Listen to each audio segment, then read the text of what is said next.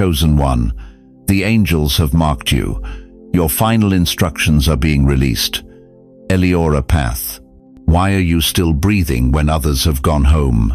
Why did God let you survive that heart attack, that accident, that diagnosis, when younger, stronger people didn't make it through the night? Why are you still here, sitting in that chair, reading these words, when everything around you whispers, your time is done? Listen to me carefully, beloved. This isn't a sermon you stumbled upon. This is a summons, a divine interruption in your ordinary Tuesday evening. Heaven just pressed pause on eternity to deliver a message to you. You thought you were forgotten, didn't you? Sitting there in that house that feels too quiet now, watching the world spin faster while you feel invisible, like yesterday's newspaper. Like God moved on to younger vessels with stronger backs and clearer voices. But what if I told you that everything you've endured, every loss, every sleepless night, every tear you've cried in the silence, wasn't God abandoning you? What if it was God preparing you? You're not a forgotten book collecting dust on heaven's shelf. You are a sealed scroll that heaven has been waiting and waiting and waiting to open.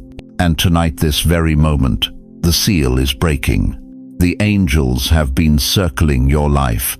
They've been marking your address, noting your faithfulness, recording every midnight prayer you thought went unheard. And now they're being dispatched with your final instructions. If your spirit feels something stirring already, if something deep in your chest just quickened, whisper under your breath, I hear you, Lord. Because what's about to unfold will explain why you're still here when others aren't. Before we go deeper, I want to thank every single one of you who has supported this message through super thanks. Your generosity means more than you know. You're not just giving, you're helping spread light to others who feel forgotten in their calling. Whether you give or not, I'm deeply grateful for your presence here. Your time, your attention, your faith, it all matters. This isn't about age, beloved. This is about assignment. The gray in your hair isn't a sign of ending, it's a crown of wisdom. Those lines on your face, they're not wrinkles of wear. They're battle scars from spiritual warfare. You've been preserved for such a time as this. The question is, are you ready to discover why? Have you ever wondered why you feel everything so deeply when others seem to coast through life untouched? Why does your heart break for strangers while others scroll past suffering? Why do you carry the weight of the world in your chest while everyone else sleeps peacefully? There's something about you that's different, isn't there? You've felt it your entire life, that restless ache, that sense that you're carrying something heavier than your own existence, that knowing look in your eyes that makes people either draw closer or step back in discomfort. You thought it was a curse. You thought you were broken, too sensitive, too intense, too much. But what if I told you it was never a flaw? What if what you've carried isn't damage, it's designation? Listen to these words from Jeremiah 1-5. Before I formed you in the womb, I knew you. Before you were born, I set you apart. Read it again. Before you were born, before your first breath, before your first heartbeat, before your mother even knew you existed, heaven already had your name written in permanent ink. You weren't an accident. You weren't a backup plan. You were intentionally designed for something most people will never understand. Think back to when you were a child. Remember how you could sense when adults were lying? How you felt tension in rooms that others called peaceful? How you prayed prayers that scared even yourself because they came from someplace so deep you didn't know it existed? That wasn't imagination, that was recognition. Your spirit recognizing its true identity. You've spent decades apologizing for who you are, shrinking back when your passion intimidated others, dimming your light because people complained it was too bright, questioning your sanity because you saw spiritual warfare while others saw coincidence. But here's the truth. that will shatter every lie you've believed about yourself. That feeling of being too much for some people, too intense, too deep. It wasn't rejection, it was recognition. The kingdom of darkness recognizing a threat, mediocre spirits recognizing authentic fire. You weren't marked by accident, you were marked by assignment. Do you remember the nights you couldn't sleep because your spirit was interceding for people you'd never met? The times you walked into hospitals or nursing homes and felt the presence of angels so thick you could barely breathe.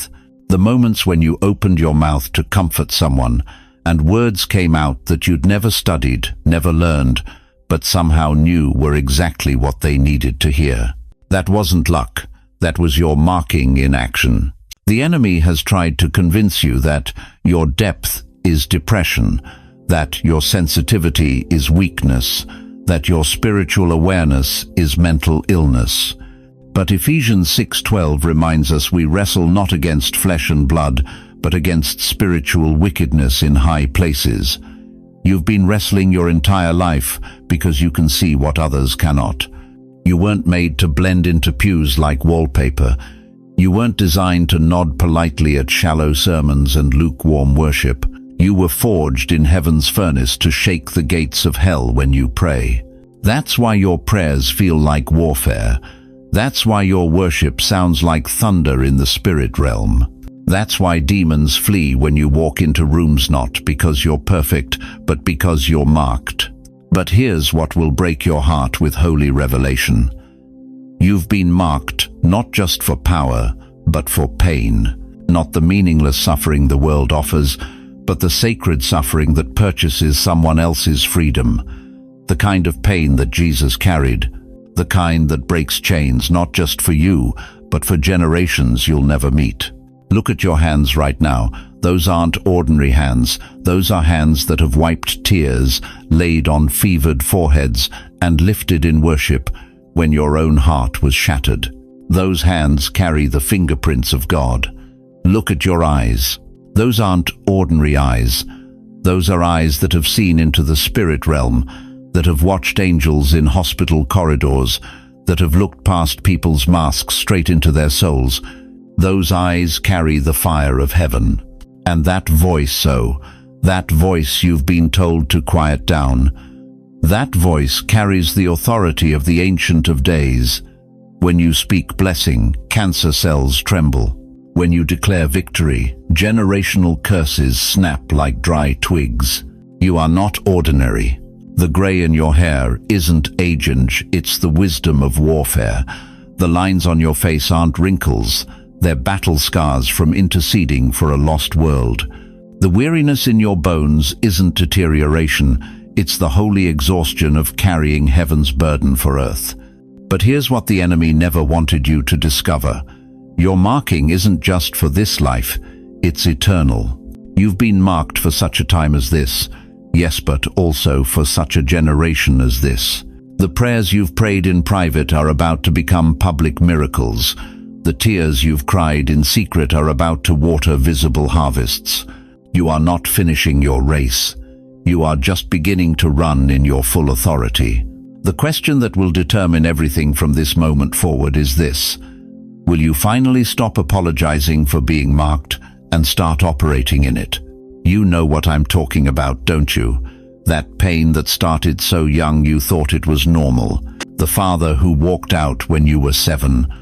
The mother who loved the bottle more than she loved you. The family that treated you like you were invisible, like you were the mistake they couldn't undo. Maybe it was the bullies at school who sensed something different about you and decided to crush it before it could bloom. Maybe it was that teacher who told you that you'd never amount to anything. Or perhaps it was the first love who shattered your heart so completely that you wondered if you'd ever trust again. But here's what nobody told you then, and what most people still don't understand now. That wasn't just life happening to you, that was warfare. The enemy of your soul saw something in you before you even knew it existed. He recognized the marking on your life, the divine fingerprint that heaven had placed upon you, and he made a calculated decision. If he could break you early, if he could convince you that you were worthless, unwanted, and unworthy, then you'd never discover the power you were born to carry. Think about it. Why do you think some children seem to attract more pain than others? Why do some kids walk through childhood untouched, while others feel like they're carrying the weight of the world before they're old enough to understand what that weight even is? It's because hell doesn't waste ammunition on empty targets. The enemy doesn't invest decades of systematic attack on someone who poses no threat to his kingdom. Every betrayal you endured, every rejection that cut you to the bone, every financial disaster that left you wondering if God had forgotten your address, none of it was random. You were targeted. Romans 8:28 tells us that all things work together for good to those who love God, to those who are called according to his purpose. But let me tell you what that really means in the trenches of your life. It means that what the enemy meant to destroy you, God has been using to develop you. What hell intended as your burial ground, heaven has been using as your training ground. That depression that nearly took you out in your 30s, that wasn't just clinical, that was spiritual. The enemy was trying to suffocate the very breath of God within you before you could learn to use your voice as a weapon. That financial ruin that left you eating beans and rice for months, that wasn't just bad luck, that was an attempt to make you so desperate for security that you'd trade your calling for comfort. And what about that sickness that the doctors said would kill you? You remember lying in that hospital bed, machines beeping around you, wondering if this was how your story would end. But you didn't die, did you? You're still here, still breathing, still fighting, because hell tried to take you out. But heaven said, not yet. Every loss you've grieved carved out more capacity for compassion. Every betrayal you survived built unshakable discernment. Every financial struggle you weathered taught you that your provision doesn't come from man, it comes from the one who owns the cattle on 1,000 hills. You thought you were drowning, but you were actually learning to swim in the deep waters of faith. You thought you were being destroyed, but you were being forged, like steel, in the furnace of affliction. The spiritual warfare you've endured hasn't been the loud, obvious kind you see in movies. It's been personal, intimate, surgical. The enemy studied your weaknesses and crafted custom-made attacks designed specifically for your soul. He whispered lies so perfectly tailored to your insecurities that you believed they were your own thoughts. He told you that you weren't smart enough, pretty enough, young enough, or strong enough. He convinced you that your best days were behind you, that God was done with people your age, that you should just fade quietly into the background and let the younger generation take over. But every lie he whispered was actually a confession. Every attack he launched was proof of the threat you posed to his darkness. You don't get 40 years of concentrated assault because you're powerless. You get it because you're dangerous. The reason hell has fought you so hard for so long is because the enemy knows something about your future that you're just beginning to discover. He knows that your greatest victories aren't in your past, they're in your present. He knows that the wisdom you've gained through suffering, the authority you've earned through endurance, and the compassion you've developed through your own pain is about to be weaponized for kingdom purposes. You weren't in a storm, beloved. You were in training, and every wound that should have killed you instead became a portal through which God's power could flow. Every scar you carry is actually a badge of honor in the spiritual realm, proof that you survived what was meant to end you. The attack wasn't random, the targeting wasn't arbitrary.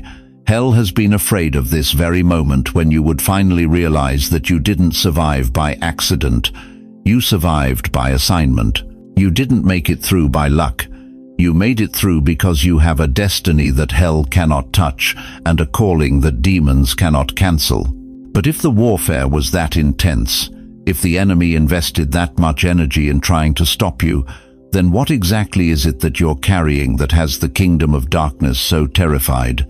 Right now, as you sit there, something supernatural is happening. The scrolls of heaven are being unsealed. not tomorrow, not when you feel more ready. Right now, for 70, 80, maybe 90 years, you've been asking God, why? Why did my spouse pass first? Why did my children move so far away? Why do my joints ache every morning? Why does the world feel like it's spinning without me? But what if every single why was actually preparing you for this moment? Listen closely, beloved. In the throne room of the Almighty, angels are receiving their final briefings about you. Your name is being called out in heavenly places, not as someone who's forgotten, but as someone who's been preserved. The prophet Isaiah declared it with thunder in his voice, "Arise, shine, for your light has come, and the glory of the Lord rises upon you." That wasn't written for kings in palaces. That was written for you, sitting in your living room, wondering if your best days are behind you. They're not behind you. They're beginning. You see, what you called delay, God called choreography. Every disappointment was positioning. Every loss was preparation. Every year you wondered, what's the point? Was actually God saying, not yet, not yet, not yet, but soon. And that soon is now. Think about this. Why are you the one who survived when your high school classmates didn't make it to their 70th birthday? Why are you the one still here when your siblings went home to glory? Why are you the one whose mind is still sharp while others fade into confusion? Because God has been saving you for something. The enemy thought he could wear you down with loneliness. He thought decades of quiet would make you forget your calling. He whispered lies in your ear. You're too old. You missed your chance. God's using younger people now. But instructions aren't given to the weak. They're whispered to the warriors who survived the silence. And you, precious one, you survived. You survived the Great Depression or heard its stories from parents who lived on scraps. You survived World War II or its aftermath. You lived through the Cold War, Vietnam, the changing of America itself. You watched presidents rise and fall. You buried parents, maybe spouses, maybe even children. You've seen technology explode from rotary phones to smartphones. And through it all, you remained. Do you think that was accident? Do you think God just forgot to call you home? You were being seasoned, you were being prepared, you were being positioned for such a time as this. Right now, in nursing homes across America, in quiet houses where the television plays to fill the silence, in senior centers where people gather just to feel less alone, God is awakening his final harvest. Not young revolutionaries with social media followings, not middle-aged professionals with endless energy. You, the ones with wisdom earned through decades, the ones who've prayed through the dark nights, the ones who know what really matters because you've buried what doesn't. You are standing in the prophetic moment that every trial was preparing you for. That cancer scare that made you appreciate every sunrise, that was training. The loneliness after your spouse died, that was God teaching you to lean on him alone. The rejection you felt from younger family members who don't understand your faith, that was God separating you from distractions, because what he's about to release through you requires pure focus. The instructions coming to you won't make sense to younger minds. They won't fit into the world's timeline. They won't look logical on paper, but they will burn in your spirit like fire in your bones, just like Jeremiah described. Some of you are going to receive dreams that shake you awake at 3 a.m. Some will hear clear directions while you're washing dishes or folding laundry. Others will feel an unexplainable urge to call someone, write something, go somewhere you've never been. Don't dismiss it as just getting old. That's heaven downloading your mission. You think Moses was young when God called him to lead millions out of Egypt. He was 80 years old, 80. When everyone else would be settling into retirement, God said, "Now you're ready." You think Anna, the prophetess, was in her 20s when she recognized baby Jesus in the temple. She was 84 years old, spending every day in worship, waiting for her moment. And when it came, she didn't hesitate. She proclaimed the Messiah to everyone who would listen. Your moment is here. But here's what will separate you from those who miss it: urgency. The instructions being released to you have expiration dates. Not because God changes his mind, but because windows of opportunity don't stay open forever. That person you feel led to forgive, do it this week. That letter you feel prompted to write, mail it tomorrow. That conversation you've been avoiding, have it before the weekend ends. Why? Because someone's eternity might depend on your obedience. Someone's healing might be locked behind your yes. Someone's breakthrough might be waiting for your movement. You are not a forgotten generation. You are the finishing generation. The ones who will close out this chapter of human history with such power, such wisdom, such anointing that hell will tremble. Say it out loud right now. I'm ready, Lord. Let every demon hear it. Let your own soul feel it. Let heaven record your agreement. Because, beloved, your instructions aren't suggestions. They're commands from the throne room of God. And the moment you say, yes, everything changes. Are you ready to discover exactly what God has been preparing you for all these years? God knows how tired you are, beloved. He sees those 3 o'clock mornings when sleep won't come because your heart carries burdens others can't even pronounce. He watches you fold your hands in prayer while your arthritis screams, while your back aches from decades of carrying what wasn't even yours to bear. You've been faithful when faithfulness felt like a curse. You've tithed when your social security barely covered groceries. You've prayed for others while your own prayers seemed to bounce off heaven's ceiling like rain on concrete. And you've wondered, haven't you? Sitting in that pew, watching younger families get the promotions, the healings, the answered prayers, watching grandchildren who barely call while you intercede for them every single night. You've whispered in the dark, God, did you forget me? Did my ticket expire? Listen to me carefully. The silence wasn't abandonment, it was preparation. The delay wasn't denial, it was divine timing. You see, there's a spiritual law most preachers won't tell you. The higher the calling, the heavier the cross. The greater the anointing, the longer the crushing. God doesn't give shallow vessels deep assignments. He doesn't trust fragile hands with eternal weight. Look at Moses. 80 years old when God called him from a burning bush. 80. While young men conquered kingdoms, Moses tended sheep in the wilderness for 4 decades. 4 decades of feeling forgotten, displaced, past his prime. But God wasn't wasting time. He was crafting a deliverer who could handle the pressure of leading 2 million complainers through a desert. Consider David. Anointed as a teenager, crowned as a 30-year-old. 15 years of running, hiding, surviving assassination attempts from the very king he served. 15 years of wondering if Samuel's prophecy was just an old man's delusion. But every cave became a prayer closet. Every betrayal deepened his dependency on God. Every injustice forged the psalms that would comfort millions. Think about Joseph. 17 when he received the dream, 30 when he interpreted Pharaoh's 13 years of slavery, false accusations, forgotten promises, 13 years of watching his brothers live free while he rotted in dungeons for dreams he couldn't undream.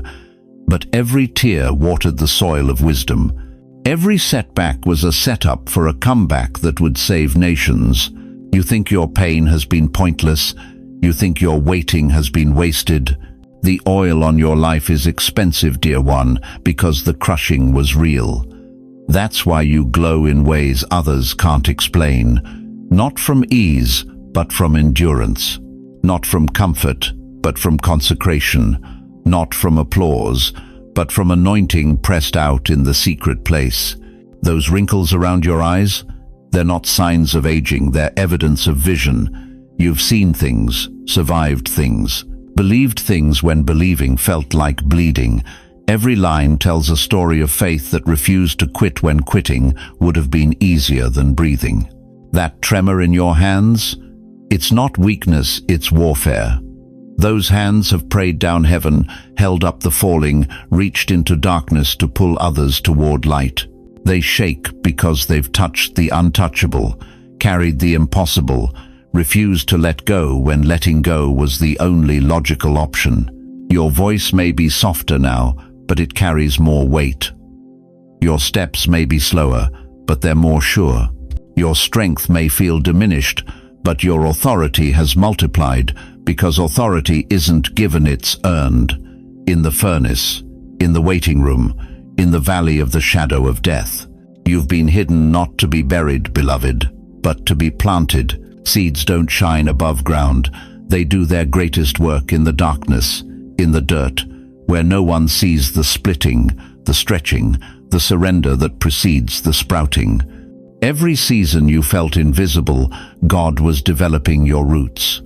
Every year you felt forgotten, heaven was strengthening your foundation. Every decade you felt passed over, eternity was preparing you for this moment, this assignment that requires everything you've learned in the shadows. The young may have energy, but you have endurance. They may have enthusiasm, but you have experience.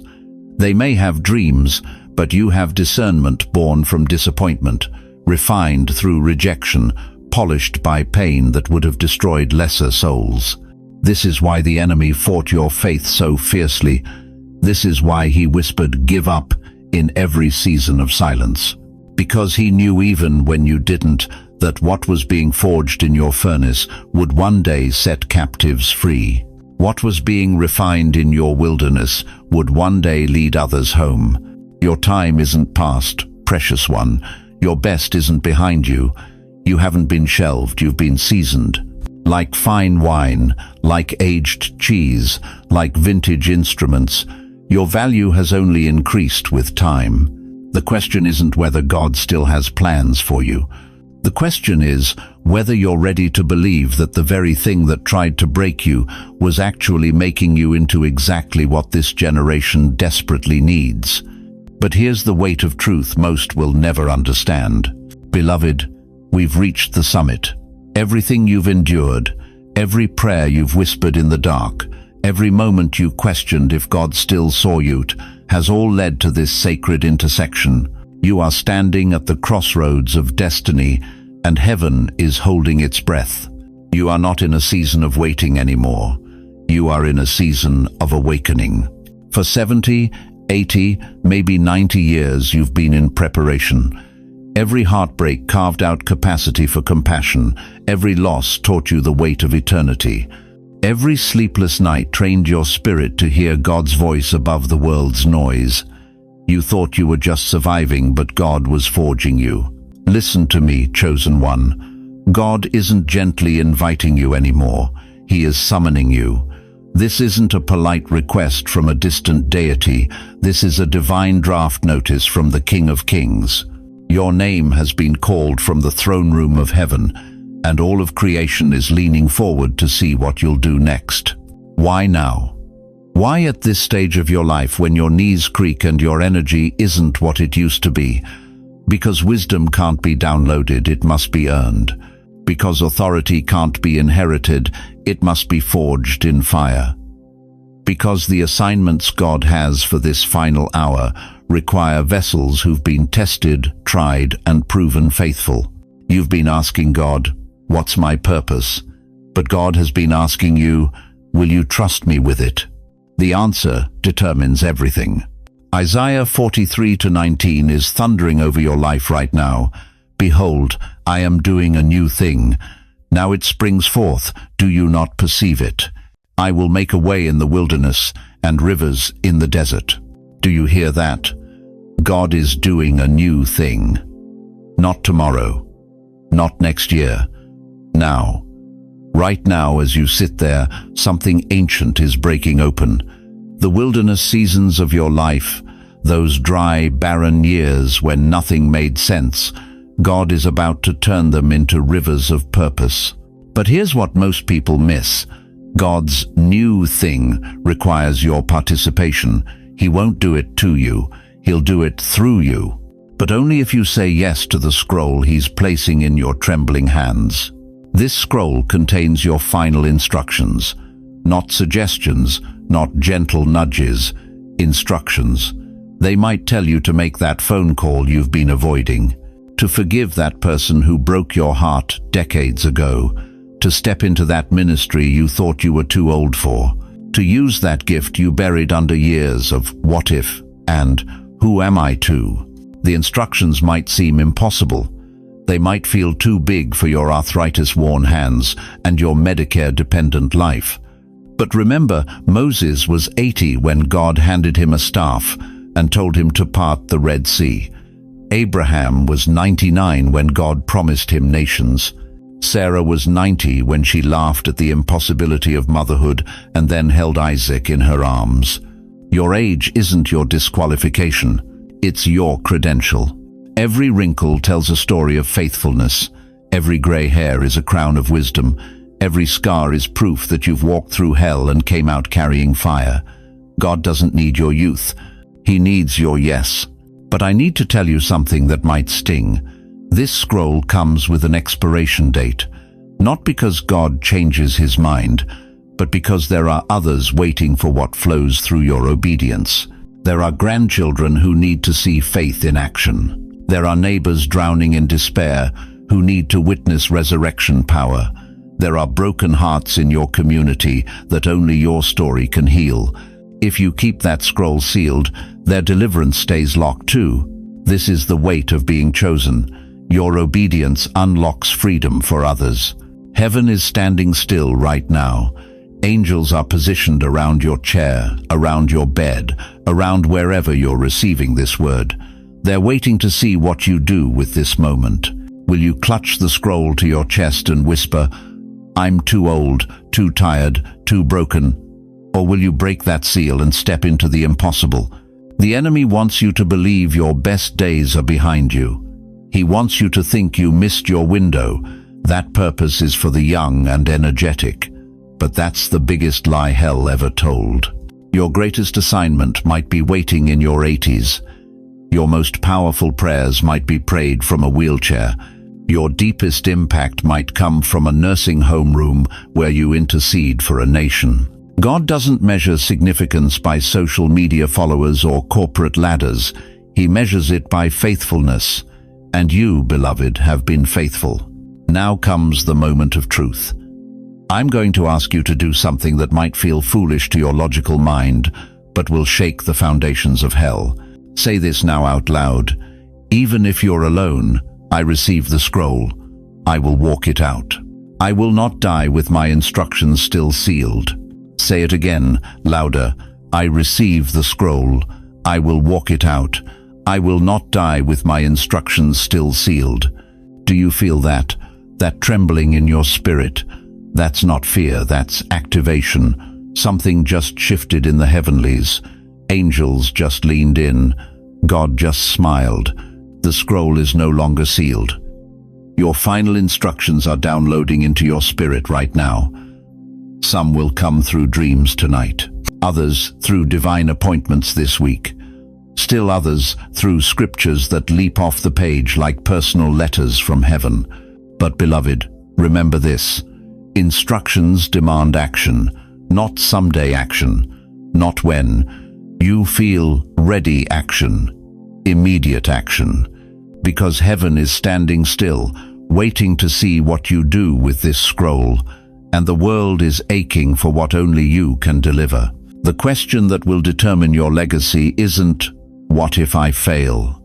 It's, what if I don't try? Your final instructions are here. The scroll is open. Heaven is watching. What happens next is entirely up to you. Do you hear that? That sound echoing in the chambers of your heart. It's not your pulse. It's not the grandfather clock in your hallway. It's the rhythm of eternity itself. Tick, tock, dot, tick. Tock counting down to something you've been waiting for your entire life. Picture this with me. High above the noise of this world, beyond the clouds that crown the Empire State Building, there stands a clock so massive it dwarfs the universe itself. Its hands aren't made of metal, they're forged from pure light. And right now, beloved, that second hand is moving, so slowly, toward the moment heaven has been orchestrating since before your first breath. The silence you've been feeling lately, that eerie quiet that settles over your house at 3 a.m. when even the city sleeps, that's not God's absence, that's divine alignment. Because heaven doesn't shout during surgery, and God has been performing the most delicate operation on your soul. You see, there are two kinds of time. There's Chronos time, the kind that ages your body, grays your hair, and reminds you how many birthdays you've celebrated. But then there's Kairos time. That's when eternity crashes into your Tuesday afternoon like a freight train through Penn Station. That's when God steps out of forever and into your living room to say, "We need to talk." You've been living in Chronos for decades, watching the seasons change from your kitchen window, counting pills in your medicine cabinet, marking anniversaries on calendars. But tonight, this very moment, you're being pulled into Kairos. Time isn't just passing anymore. Time is pregnant with purpose. Tick. You are chosen. Tock. You are marked. Tick. You were never forgotten. Tock. This is your hour. Listen to me, dear one. You've been telling yourself you're waiting on God, waiting for healing, waiting for answers, waiting for that breakthrough you've prayed about for 30 years. But what if I told you the most shocking truth you'll hear this side of heaven? You are not waiting on God. God is waiting on your yes. Right there in your recliner, with your reading glasses slipping down your nose, you hold the key to unlocking something that will shake 3 generations. The Almighty, one who spoke galaxies into existence, is sitting on the edge of his throne, waiting for you to stop second-guessing his choice. Ecclesiastes 3:1 says, "To everything there is a season, and a time to every purpose under heaven." Your season isn't over, beloved. Your season is just beginning. That clock I told you about, its hands are about to strike midnight on everything you thought you knew about your life. Think about Abraham, 99 years old, shuffling around his tent, probably wondering why God promised him nations when he couldn't even father one child. But Genesis 21:2 tells us, Sarah conceived and bore Abraham a son in his old age, at the time of which God had spoken to him. At the time God had spoken, not when Abraham felt ready, not when it made sense to everyone else. When heaven's clock struck the appointed hour. You think you're too old. Moses was 80 when God called him to deliver Israel. 80.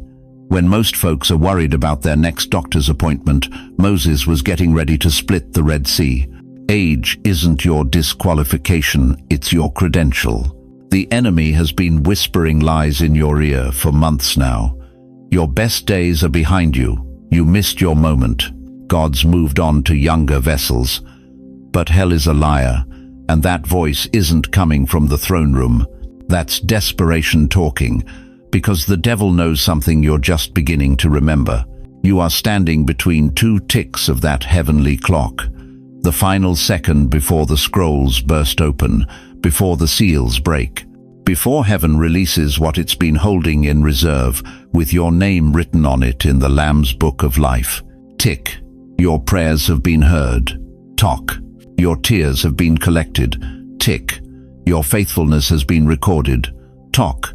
Your assignment is being downloaded. The weight you've been carrying in your chest lately, that's not anxiety. That's anticipation. Your spirit knows something your mind hasn't caught up to yet.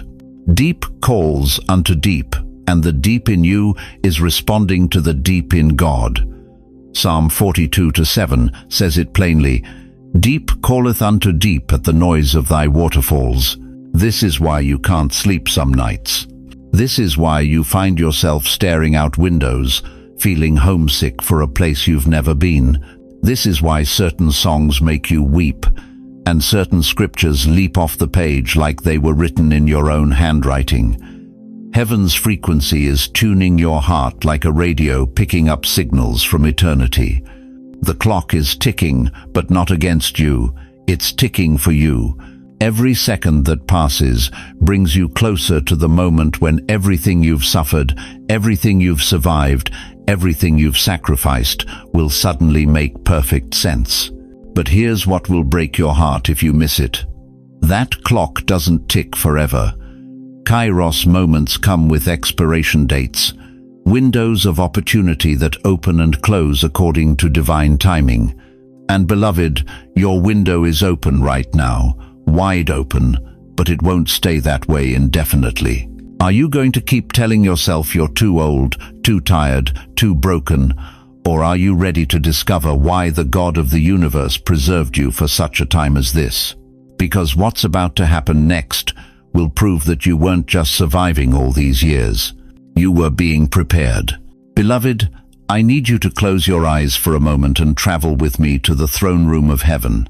In Revelation chapter 5, John sees something that will shatter everything you think you know about your life. There's a scroll in the right hand of God, sealed with 7 seals, and a mighty angel proclaims with a loud voice, "Who is worthy to open the scroll and break its seals?" And John weeps bitterly because no one, absolutely no one, was found worthy to open it. But here's what most people miss. Here's the revelation that's going to change how you see every scar on your body, every tear you've cried, every year you've survived.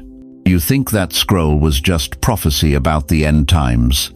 You think it was just about future events written in heaven's library.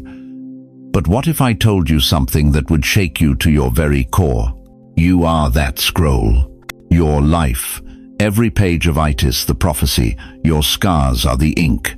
Your survival through decades of heartbreak, loss and pain. That's the seal that heaven has been waiting to break open. Think about it. Why did you survive the Great Depression when others didn't? Why did you make it through wars, through the loss of parents, spouses, children?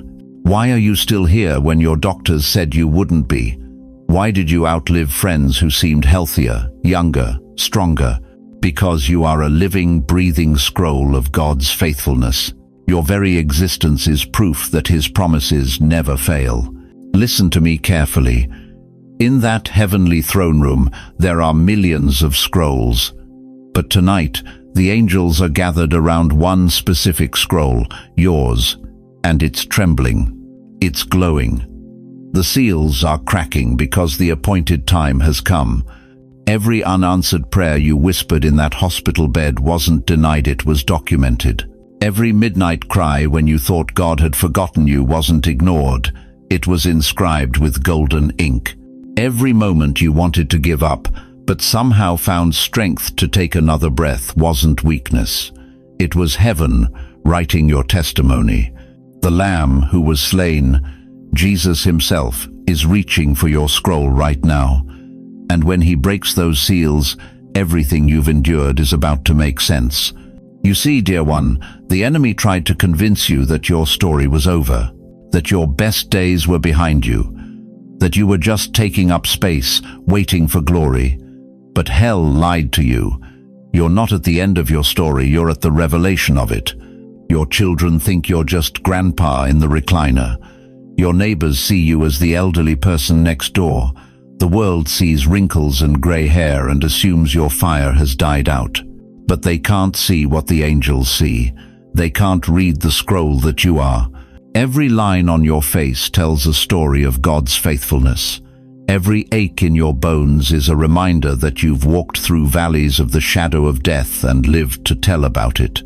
Every prescription bottle on your nightstand is proof that God has sustained you through what should have taken you home years ago. But why?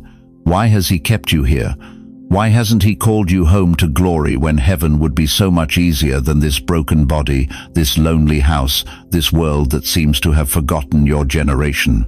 Because the scroll isn't finished being written.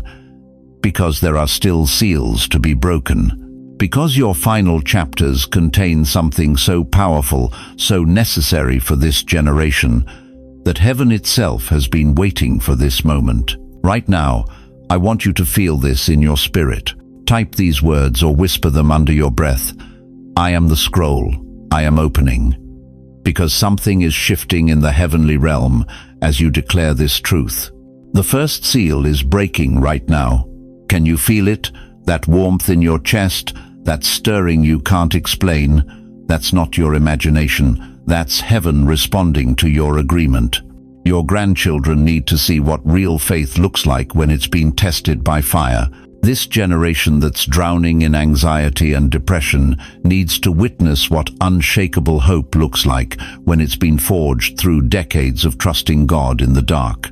You think your voice doesn't matter anymore because it's not as strong as it used to be, but when the scroll opens, your whisper will shake nations. You think your influence is limited because you don't understand social media or smartphones. But when heaven releases what's been sealed in your spirit, technology will bow to the power of authentic testimony. The enemy is terrified right now because he thought he had you neutralized. He thought if he could just keep you feeling useless long enough, you'd never discover what you really carry. He thought if he could convince you that your season was over, you'd never step into your greatest assignment. But the seals are breaking, the scroll is opening, and what's about to be revealed will silence every voice that told you your time was up. This isn't about age, beloved. This is about authority. This isn't about retirement. This is about release. The very thing the enemy tried to use to defeat you, your longevity, your survival, your perseverance, is about to become his nightmare. Because when God opens a scroll that's been sealed for 70, 80, 90 years, what comes out isn't weakness, it's warfare. So I ask you again, are you ready to discover why you're still here?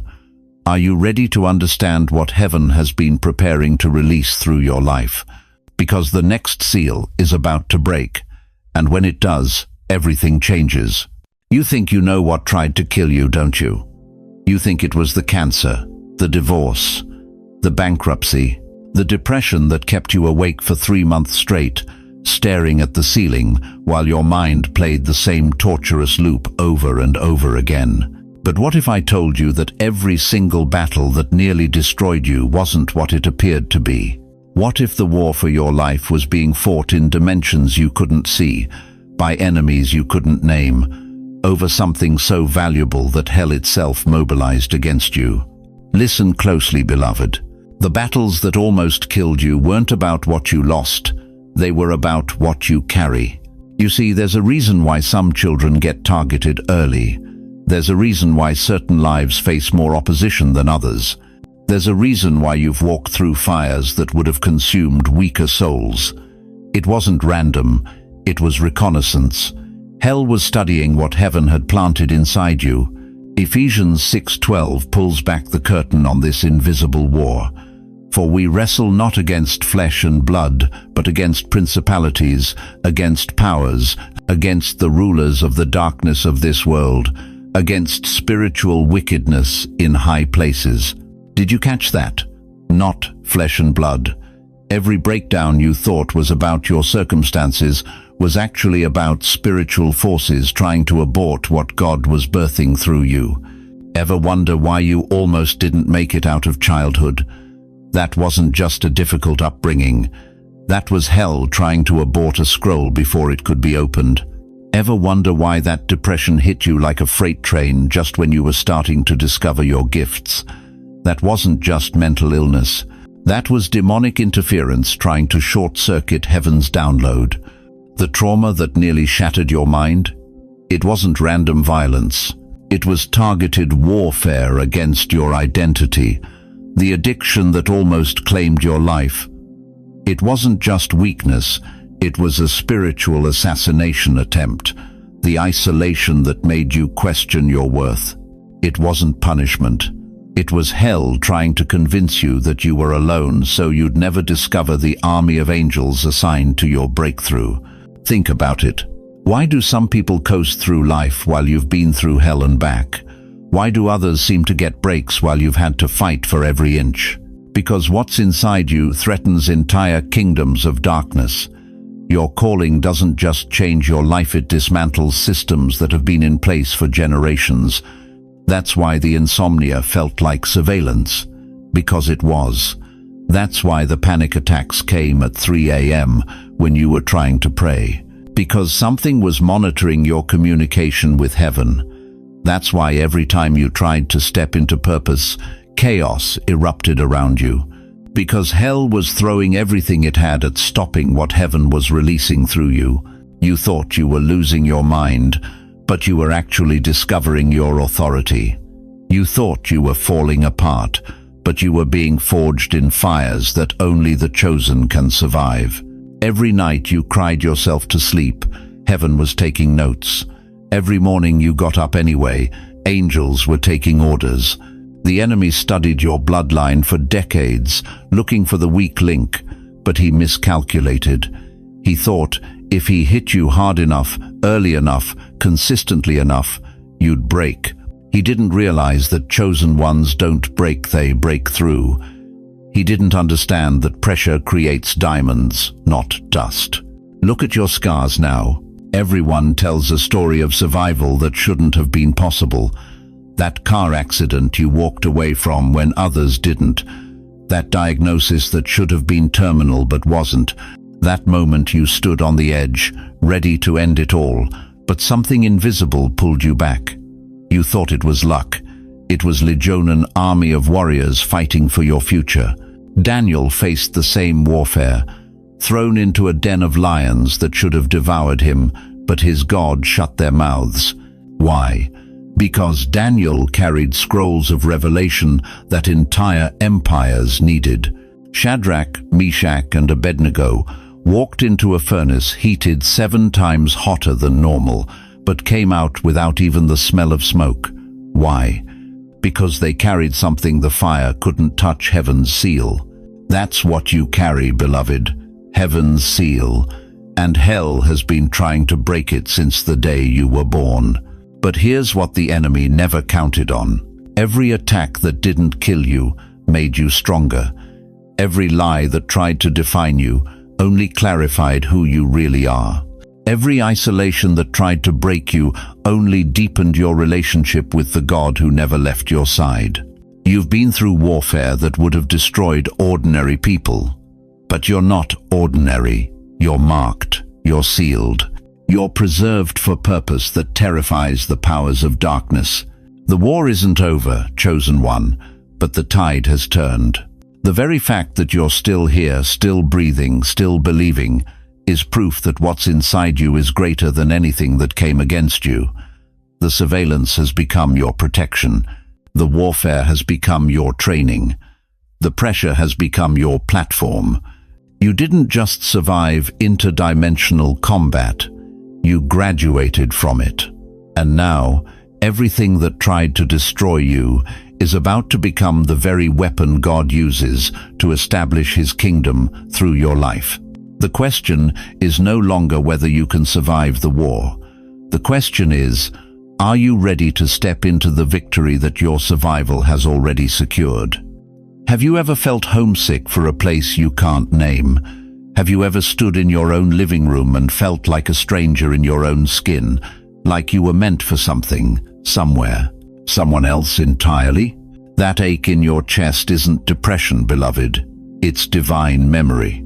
You see, there's a version of you that remembers, a version that existed before your first breath, before your mother's labor pains, before your father's DNA mixed with hers in that sacred moment of conception. There's a you that remembers the whisper before the womb. Listen to what Solomon discovered in Ecclesiastes 3:11. He has set eternity in the hearts of men, not tomorrow's eternity, not heaven's eternity, present eternity. Right now, sitting in that chair, you carry the memory of forever inside your mortal chest. But the world tried to steal that memory from you, didn't it? They gave you names that weren't yours. Failure, too old, washed up, burden. They told you that the fire in your belly was just indigestion. That the dreams that kept you awake at 3 a.m. were just the foolish fantasies of someone who should know better by now. But what if I told you that before trauma ever touched you, heaven named you? Before addiction scarred you, God kissed your scroll. Before rejection shaped you, eternity shaped you. You were branded by brilliance before you were broken by battle. Think about this, dear one. Why do you think a 70-year-old woman suddenly feels called to write poetry? Why does an 80-year-old man wake up with visions of ministering to broken souls? Why do you feel more alive talking to God than talking to your own family? Because your spirit remembers what your mind forgot. You weren't born broken. You came here branded, not with shame, but with glory, not with limitation, but with infinite possibility sealed in an aging vessel that the world has written off. Every wrinkle on your face tells a story, but not the story they think. Those aren't just lines of age, they're etchings of eternity. Each one carved by a moment when your spirit touched something beyond this realm, when you prayed and felt answered, when you worshipped and felt transported, when you loved and touched the very heart of God. The enemy has spent decades trying to convince you that your best days are behind you, that your purpose expired with your youth, that God is done with you because your body is slowing down. That's a lie straight from hell. Your body may be 75, but your spirit is eternal. Your knees may creak, but your calling is immortal. Your hands may shake, but your anointing is unshakable. Jeremiah 1-5 declares, "Before I formed you in the womb, I knew you. Before you were born, I set you apart." Not knew about you, knew you, intimately, personally, by name, by nature, by destiny. God didn't just know you were coming. He knew who you'd become when the world was done trying to destroy what He created. Right now, in this very moment, that divine memory is awakening. Can you feel it? That stirring in your spirit that says, "I am more than what I've become." That hunger for something deeper than your daily routine. That unexplainable knowing that your greatest chapter hasn't been written yet. That's not wishful thinking, that's prophetic remembering. You see, the reason you've survived every heart attack, every diagnosis, every loss, every betrayal, every midnight when you wanted to give up and go home, the reason you're still here reading these words is because heaven knows something about you that you've forgotten. You carry assignments that are tied to this generation. There are prayers in your heart that can only be prayed by someone who's walked through 70+ years of life and still believes in miracles. There are words in your mouth that can only be spoken by someone who's been broken and rebuilt by the hand of God. The young generation doesn't need your apology for taking up space. They need your impartation. They don't need you to step aside, they need you to step up, because you remember things they've never known. You've touched God in ways that only come through decades of walking with Him, through valleys they haven't entered yet. Moses was 80 when God called him to deliver Israel. Abraham was 100 when he became the father of nations.